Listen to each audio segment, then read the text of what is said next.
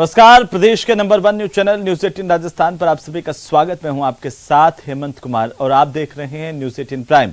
9 बज चुके हैं। 9 बजे की बड़ी खबरों पर नजर डाल लेते हैं। देश दुनिया में आखिरकार आज क्या कुछ हुआ और साथ ही साथ प्रदेश की खबरों को भी विस्तार से बताएंगे। तो चलिए शुरुआत करते हैं। 30 अक्टूबर को प्रधानमंत्री का गुजरात का दौरा है और इस साथ ही साथ इसे लेकर के तैयारियां तेज हो गई हैं। वहीं गृह मंत्री अमित शाह ने कहा कि हर राज्य में एनआईए की शाखाएं स्थापित होंगी। गृह मंत्री का यह बड़ा बयान है, इस पर विस्तार से हम आपको जानकारी देंगे। और साथ ही साथ किरण रिजिजू ने जवाहरलाल नेहरू पर हमला बोला है और देश के पहले प्रधानमंत्री जवाहरलाल नेहरू को लेकर के एक बार फिर से इसी के साथ सियासत तेज हो गई है। इस पर भी विस्तार से जानकारी देंगे न्यूज 18 प्राइम में। तो चलिए शुरुआत करेंगे प्राइम 25 खबरों के साथ। प्रधानमंत्री नरेंद्र मोदी 30 अक्टूबर को गुजरात के वडोदरा में C-295 परिवहन विमान के निर्माण संयंत्र की आधारशिला रखेंगे। ये वायुसेना के पुराने पड़ चुके एवरो ट्रांसपोर्ट एयरक्राफ्ट की जगह लेगा। सूरजकुंड में आयोजित सभी राज्यों के गृह मंत्रियों के चिंतन शिविर में केंद्रीय गृह मंत्री अमित शाह ने कहा कि हमने 2024 तक हर राज्य में एनआईए की शाखाएं स्थापित करने का फैसला किया है। विदेश मंत्री एस जयशंकर अगले महीने रूस की यात्रा पर होंगे। एस जयशंकर 8 नवंबर को मॉस्को पहुंचेंगे। सूत्रों के मुताबिक अपनी इस यात्रा के दौरान वे रूस के समकक्ष से द्विपक्षीय संबंधों के साथ साथ अंतर्राष्ट्रीय घटनाक्रमों को लेकर के भी विस्तार से बात करेंगे। केंद्रीय रक्षा मंत्री राजनाथ सिंह आज से जम्मू कश्मीर और लद्दाख के 2 दिवसीय दौरे पर हैं। श्रीनगर के बड़गांव में भारतीय सेना की तरफ से आयोजित शौर्य दिवस कार्यक्रम में रक्षा मंत्री शामिल हुए। 2019 के भड़काऊ भाषण मामले को लेकर समाजवादी पार्टी के नेता आजम खान और 2 अन्य आरोपियों को कोर्ट ने आखिरकार दोषी करार दिया है। सभी को 3 साल की जेल की सजा सुनाई गई। सजा के ऐलान के कुछ ही समय बाद आजम खान को जमानत भी मिल गई। कांग्रेस सांसद राहुल गांधी ने पार्टी की भारत जोड़ो यात्रा की आज से शुरुआत तेलंगाना के नारायणपेट जिले से की है। जगह जगह लोगों से मुलाकात करते हुए राहुल गांधी नजर आए। दिल्ली के मुख्यमंत्री अरविंद केजरीवाल के नोटों पर गणेश लक्ष्मी की तस्वीर वाले बयान को लेकर बिहार के मुख्यमंत्री नीतीश कुमार का बयान आया।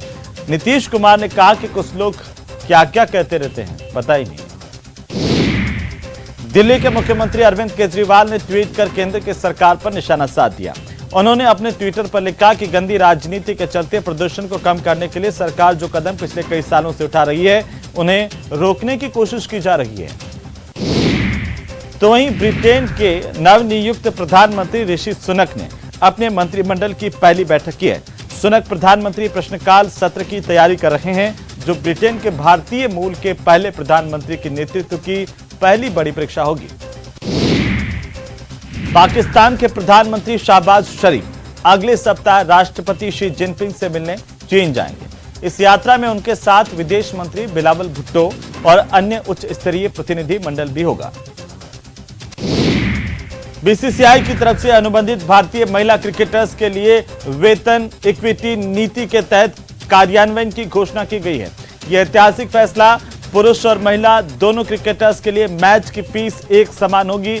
इस फैसले के बाद में महिला क्रिकेटर्स की ओर से इसका स्वागत किया गया है। ज्ञानवापी परिसर हिंदू पक्ष को सौंपने की मांग वाली याचिका के मेरिट पर टली सुनवाई।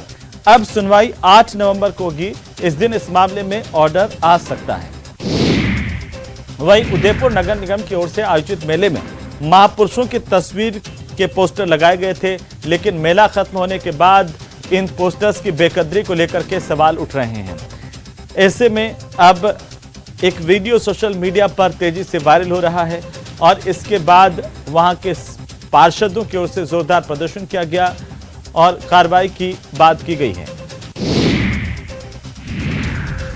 झुंझुनू पुलिस ने पूर्व छात्र संघ अध्यक्ष राकेश जाजड़िया हत्याकांड मामले में 3 और आरोपियों को गिरफ्तार किया है। पुलिस ने तीनों आरोपियों को दिल्ली की स्पेशल सेल टीम की मदद से गिरफ्तार कर लिया गया।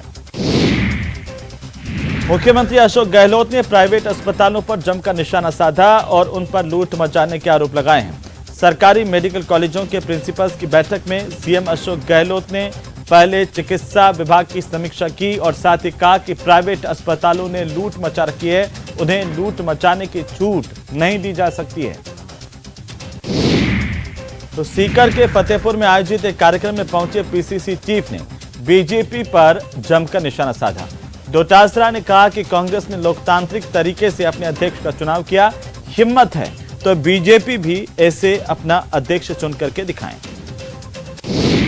प्रधानमंत्री नरेंद्र मोदी 1 नवंबर को बांसवाड़ा जिले के मानगढ़ धाम के दौरे पर होंगे।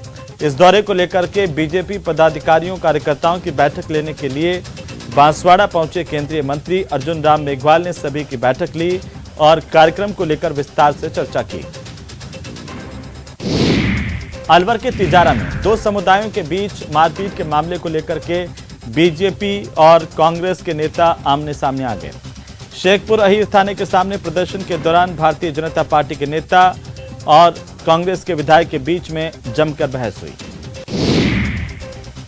प्रदेश में बिजली के दाम फिर से बढ़ गए हैं। बिजली उपभोक्ताओं को फ्यूल सरचार्ज का बड़ा झटका लगा है। 21 पैसे प्रति यूनिट के हिसाब से प्रदेश में बिजली महंगी कर दी गई है, लेकिन कृषि कनेक्शनों से ये सरचार्ज नहीं वसूला जाएगा।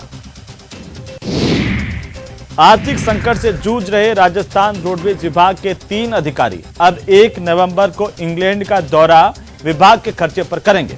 इंग्लैंड में होने वाले यूरो बस एक्सपो 2022 में हिस्सा लेकर के ये अधिकारी विभाग को संकट से निकालने का समाधान खोजेंगे। लोकसभा अध्यक्ष ओम बिरला कोटा बूंदी संसदीय क्षेत्र के दौरे पर हैं।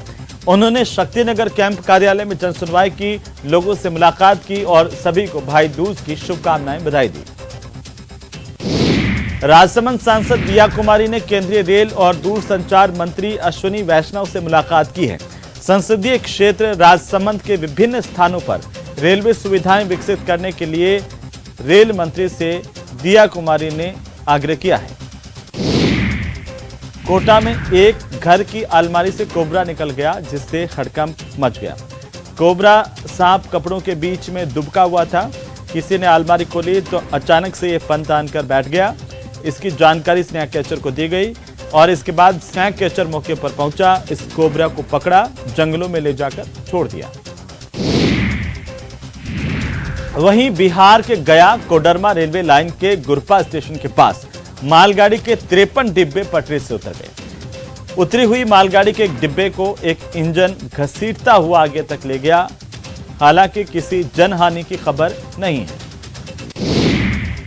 टीम इंडिया ने नीदरलैंड की टीम को 56 रनों से T20 वर्ल्ड कप में हरा करके अपनी दूसरी जीत दर्ज की है। इसी के साथ भारत अपने ग्रुप में T20 वर्ल्ड कप में टॉप पर पहुंच गया है।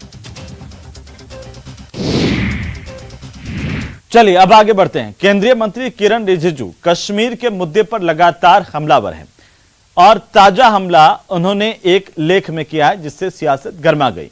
कश्मीर को लेकर के किरण रिजिजू ने नेहरू की 5 बड़ी गलतियों का उल्लेख किया तो सियासत का गरमाना लाजमी था।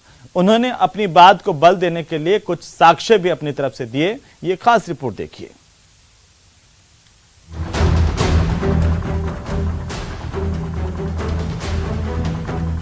कश्मीर के मुद्दे पर देश के पहले प्रधानमंत्री जवाहरलाल नेहरू ने 5 बड़ी भूल की, जिसका खामियाजा देश 75 साल से भुगत रहा है और अब इसे प्रधानमंत्री नरेंद्र मोदी सुधार रहे हैं। ये कहना है बीजेपी नेता और केंद्रीय मंत्री किरण रिजिजू का। किरण रिजिजू ने ये ताजा हमला एक लेख के जरिए किया है। इतिहास हम अपने हाथों से हम बदल नहीं सकते हैं। इतिहास तो जो है उस इतिहास को सिर्फ लोगों के सामने में रखना था और मैं मानता हूं कि जो 75 साल पहले पंडित जवाहरलाल नेहरू जी ने जो गलतियां की उसको मोदी जी ने ठीक किया है, सुधारा है। रिजिजू ने नेहरू के भाषण का हवाला देते हुए कहा कि राजा हरि सिंह खुद भारत में विलय करना चाहते थे, लेकिन नेहरू जी ने उन्हें रोक दिया। कश्मीर के विलय को प्रोविजनल घोषित करना नेहरू की दूसरी बड़ी गलती थी, क्योंकि महाराजा हरि सिंह ने अन्य सभी प्रिंसली स्टेट की तरह ही विलय के दस्तावेज पर हस्ताक्षर किए थे। कश्मीर को छोड़कर अन्य सभी प्रिंसली स्टेट को संघ में इंटीग्रेट किया गया था, लेकिन नेहरू ने कश्मीर के विलय को प्रोविजनल बता दिया। नेहरू की तीसरी बड़ी भूल 1 जनवरी 1948 को संयुक्त राष्ट्र से अनुच्छेद 35 के तहत संपर्क करना था, जबकि अनुच्छेद 35 की बजाय अनुच्छेद 51 के तहत संयुक्त राष्ट्र से संपर्क करना उचित होता। किरेन रिजिजू के मुताबिक कश्मीर पर नेहरू की चौथी बड़ी गलती इस मिथक को पनपने देने की थी कि भारत कश्मीर में संयुक्त राष्ट्र की तरफ से कराए जा रहे जनमत संग्रह को रोक रहा है। नेहरू की 5वीं बड़ी गलती निश्चित रूप से अनुच्छेद 370 का निर्माण और स्थायीकरण था, जिसका कोई औचित्य नहीं था। अच्छी बात यह है कि मोदी जी ने सुधारने का जो प्रक्रिया शुरू कर दिया है, अब आगे जाकर के कश्मीर में शांति भी आएगी। इसलिए मैंने कहा कि एक चीज अभी भी अधूरा रह गया, अभी भी आधा कश्मीर पाकिस्तान के ऑक्यूपेशन में है और एक हिस्सा चीन को उन्होंने भेंट कर दिया। तो ये चीज तो सबको खलते रहेंगे ना। किरेन रिजिजू ने कहा कि जो गलतियां नेहरू ने तब की, उन्हें प्रधानमंत्री नरेंद्र मोदी अब सुधार रहे हैं।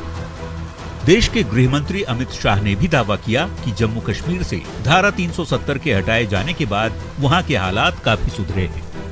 धारा 370 को जम्मू कश्मीर में निरस्त करने के बाद जम्मू कश्मीर में लोकतंत्र और शांति के एक नई युग का प्रणिपात हुआ है। 5 अगस्त के पहले के 37 महीने और 5 अगस्त के बाद के 37 महीनों में आतंकवादी घटनाओं में 34% की कमी आई है। कश्मीर का नाम लेकर जवाहरलाल नेहरू पर किरेन रिजिजू की तरफ से किए गए ताजा हमले ने देश की सियासत में गर्माहट ला दी है। Bureau report, news 18। तो वहीं प्रधानमंत्री नरेंद्र मोदी 1 नवंबर को राजस्थान के बांसवाड़ा के मानगढ़ धाम पहुंचेंगे।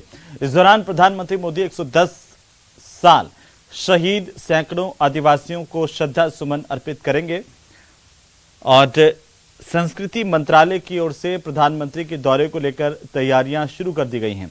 बीजेपी की 3 राज्यों के आदिवासी वोटों पर नजर बताई जा रही है। प्रधानमंत्री के मानगढ़ धाम के दौरे को गुजरात चुनाव से जोड़कर भी देखा जा रहा है। लाखों की तादाद में इस दिन लोग यहां पर पहुंचेंगे और प्रधानमंत्री एक जनसभा को भी संबोधित करेंगे। कि वो धरती है जहां 1913 में अंग्रेजों से संघर्ष करते हुए गोविंद गुरु के नेतृत्व में उस हुकूमत के खिलाफ संघर्ष करते हुए असंख्य लगभग 1500 जनजाति के लड़ाकाओं का बलिदान हुआ था। प्रधानमंत्री जी की इच्छा होती है कि देश की आजादी के लिए लड़े तमाम वो यशवंतन से जो वंचित रहे ऐसे अनसंग हीरोज, उनके स्थानों को महिमा मिले। और प्रधानमंत्री जी ने अपने मुख्यमंत्री कार्यकाल में इसका इनिशिएटिव लिया था, इसकी शुरुआत की थी और अभी आ रहे हैं। तो इसी लिहाज से कि उन तमाम योद्धाओं को श्रद्धांजलि दी जा सके और उस स्थान को और ज्यादा महिमा मंडित किया जा सके। ये हर चीज को चुनाव और वोट से जोड़ना मैं उचित नहीं मानता। मानगढ़ धाम की एक पवित्रता है, एक इतिहास परक बातें हैं उसमें छुपी हुई, इसलिए उस जगह के पर अगर प्रधानमंत्री जी आते हैं, देश के प्रधान सेवक आते हैं, तो एक तरह से उन शहीदों की शहादत को नमन भी होगा, उनके प्रति श्रद्धा भी होगी। इसको राजनीति और वोट से जोड़ना बेमानी बात है। मानगढ़ धाम पहाड़ियों से घिरा हुआ कोई इलाका नहीं, बल्कि सैकड़ों आदिवासियों का शहीदी स्थल है, जिसके साथ इतिहास ने इंसाफ नहीं किया। मगर अब प्रधानमंत्री नरेंद्र मोदी के आने के बाद उम्मीद है कि इसे न केवल राष्ट्रीय स्मारक का दर्जा दिया जाएगा, बल्कि इतिहास भी इसके साथ इंसाफ करेगा और आदिवासियों का बलिदान हमेशा हमेशा के लिए याद किया जाता रहेगा। कैमरा पर्सन यासीन के साथ बाबूलाल धायल, न्यूज़ 18 जयपुर। तो चलिए अब बात करते हैं आजम खान की। समाजवादी पार्टी के नेता आजम खान, रामपुर कोर्ट ने उनको हेट स्पीच मामले में 3 साल की सजा सुनाई। 2019 के लोकसभा चुनाव के दौरान दिए गए भड़काऊ भाषण को लेकर कोर्ट ने दोषी पाया और 3 साल की सजा सुनाई। साथ ही 25,000 रुपए का जुर्माना भी आजम खान पर लगाया गया। हालांकि सजा के ऐलान के कुछ ही समय बाद आजम खान को इस मामले में जमानत मिल गई और इसके बाद आजम खान ने कहा कि मैं बेल पर हूं, इंसाफ का कायल हो गया हूं, हिम्मत नहीं हारा हूं, अभी दरवाजे बंद नहीं हुए हैं, लड़ाई जारी रहेगी, अभी कानून के रास्ते खुले हैं। और उन्होंने कहा कि अब ऊपरी अदालत में अपील करेंगे। जी जी जी उस बिना पर बेल कर दूं, लेकिन मैं इंसाफ कर पाया उसमें मैंडेटरी जी जी जी उस बिना पर बेल कर दूं, लेकिन मैं इंसाफ कर पाया उसमें मैंडेटरी जी जी जी उस बिना पर बेल कर दूं, लेकिन मैं इंसाफ कर पाया। तो चलिए आगे बढ़ेंगे और इसी बीच बड़ी खबर हम आपको बता दें, गोल्डन गर्ल की बाधा दूर हो गई है। बड़ी और अच्छी खबर है, खबर का असर हुआ है। न्यूज 18 राजस्थान ने प्रमुखता से खबर उठाई थी और आप सबके सामने इस खबर को रखा। आपको बता दें कि यूएई में वर्ल्ड शूटिंग चैंपियनशिप में अब अवनी लेखरा भाग लेंगी। चारों इवेंट्स में अवनी भाग ले पाएंगी। Para Olympian Avani Lekhara sports authority of India ने इसे मंजूरी दे दी है। पीसीआई ने इस बारे में पत्र लिखा। चारों इवेंट्स में अवनी लेखरा भाग ले पाएंगी। व्यक्तिगत कोच राकेश मनपत को एसएआई से स्वीकृति मिल चुकी है। इंटरनेशनल ऑर्गेनाइजर को पीसीआई ने पत्र लिखकर मंजूरी दी है। ज्यादा जानकारी के साथ सहयोगी महेश दादीच हमारे साथ जुड़ चुके हैं राजधानी जयपुर से। महेश, क्या जानकारी, अब अवनी लेखरा भाग ले पाएंगी? लगातार संशय बरकरार था, वो संशय अब खत्म हो गया है। ये जानकारी जिस तरह से आई है सामने, और उसमें ये वाकई में बड़ी बात है, क्योंकि जिस तरह से पैरा ओलंपियन अवनी लेखरा ने पूरे राजस्थान का ही नहीं बल्कि पूरे देश का नाम रोशन किया था। टोक्यो पैरालंपिक में उन्होंने स्वर्ण पदक के साथ में 2 मेडल जीत करके जिस तरह से उन्होंने अपना नाम रोशन किया था, तो वे आज स्पोर्ट्स सेलिब्रिटी से कम नहीं है। और साथ ही में जब वर्ल्ड चैंपियनशिप में उन्हें जब यूएई जाना था, और इस दरमियान में पीसीआई की तरफ से एक बाध्यता जो है उनके ऊपर लगाई गई थी, जिसमें कहा गया था कि वे सिर्फ और सिर्फ 2 इवेंट्स में जो है भाग ले सकती हैं। बाकी के जो सभी 4 इवेंट्स जो हैं उसमें भाग लेने के लिए उन्हें अतिरिक्त जो पैसे हैं वो खर्च करने पड़ेंगे। 3.5 लाख रुपए जो है वो उनसे मांगे जा रहे थे, और इसके लिए बाध्यताओं की जो शर्तें थी वो उन पर लगाई गई थी। और इसके साथ ही साथ में जो उनके कोच हैं मनपत जी, तो उनको भी वहां पर जो है रोक दिया गया था और उन्हें मंजूरी यहां पर नहीं मिली थी। तो इससे लेकर महेश, गोल्डन गर्ल की बाधा अब दूर हो गई है। बहुत शुक्रिया तमाम जानकारी के लिए। तो चलिए ब्रेक के बाद एक बार फिर से आपका स्वागत है। जयपुर में एसीबी मुख्यालय में गुरुवार को दिवाली स्नेह मिलन समारोह का आयोजन किया गया। इस मौके पर एसीबी के डीजी बीएल सोनी ने भी गाना गाया। उन्होंने मधुबन खुशबू देता है गीत गाकर समा बांध दिया। इस मौके पर एसीबी के एडीजी दिनेश हेमंत, एडीजी हेमंत प्रियदर्शी समेत तमाम पुलिस अधिकारी और अन्य कर्मचारी भी मौजूद रहे। जीना उसका जीना है जो औरों को जीवन देता है, मधुबन खुशबू देता है। चलती है लहरा के पवन के साथ सभी की चलती रहे, लोगों ने त्याग दिए जीवन के प्रीत दिलों में पलती रहे, कि प्रीत दिलों में पलती रहे। दिल वो दिल है जो औरों को अपनी धड़कन देता है, जीना उसका जीना है जो औरों को जीवन देता है। चलिए आगे बढ़ेंगे और अब नजर डाल लेते हैं क्राइम टॉप 10 खबरों पर। डूंगरपुर जिले के धंबोला थाना इलाके के जाफरा गांव में ऑटो को नुकसान पहुंचाने के मामले में विवाद हुआ। विवाद के चलते गांव के 5 लोगों ने 2 भाइयों पर चाकू से हमला कर दिया। टोंक के उनियारा में कबड्डी मैच के दौरान मारपीट हुई। विवाद के बाद खिलाड़ियों और अभिभावकों में जमकर मारपीट हुई। झुंझुनू में पोतों ने अपने दादा की निर्ममता से हत्या कर दी। पोतों ने दादा पर हॉकी और चाकुओं से ताबड़तोड़ हमला किया। डूंगरपुर जिले के आसपुर थाना इलाके के जरियाना गांव में जमीन और पैसों के लेन देन को लेकर के एक युवक ने अपने चचेरे भाई की हत्या कर दी। पैसों के लेन देन को लेकर 2 भाइयों में विवाद हुआ था। अजमेर नगर निगम की ओर से अवैध अतिक्रमण के खिलाफ बड़ी कार्रवाई की गई। निगम के दस्ते ने इंडोर स्टेडियम परिसर में संचालित एक अवैध तंदूर रेस्टोरेंट को जेसीबी की मदद से तोड़ा गया। धौलपुर जिले के राजाकड़ा थाना इलाके में पुलिस ने थाना प्रभारी के नेतृत्व में कार्रवाई की। हत्या के आरोप में फरार चल रहे आरोपी को गिरफ्तार किया है। धौलपुर के बसईडांग पुलिस और पुलिस थाना कोतवाली ने कार्रवाई करते हुए राजकारी में बाधा मामले में 5 साल से फरार चल रहे एक इनामी बदमाश को गिरफ्तार किया है। जयपुर विकास प्राधिकरण के प्रवर्तन दस्ते ने अतिक्रमण के खिलाफ बड़ी कार्रवाई की। प्रवर्तन दस्ते ने जेडीए के जोन 10 कोनागोरियान इलाके में अवैध रूप से बसाई जा रही एक कॉलोनी को ध्वस्त कर सरकारी जमीन को खाली करवाया।